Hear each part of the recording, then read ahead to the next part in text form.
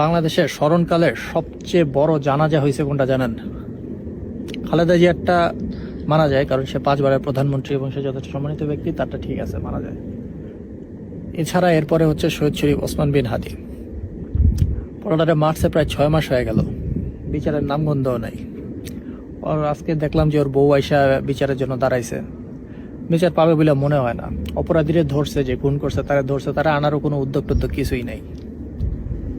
মানে একটা দেশ কতটা মগের মুল্লুক হইলে সিচুয়েশন এরকম হইতে পারে যে কেউ কোনো ধরনের একটা ওপেন ডে ব্রড লাইটে একটা এমপি পদপ্রার্থীরা মারা গেল, অথচ বিচারের কোনো নামগন্ধও নাই।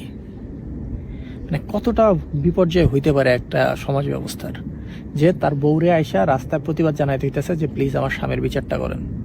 কোন দেশে বাস করেন আপনারা? এর চেয়ে মাছের জীবন ভালো এখানকার। দেখেন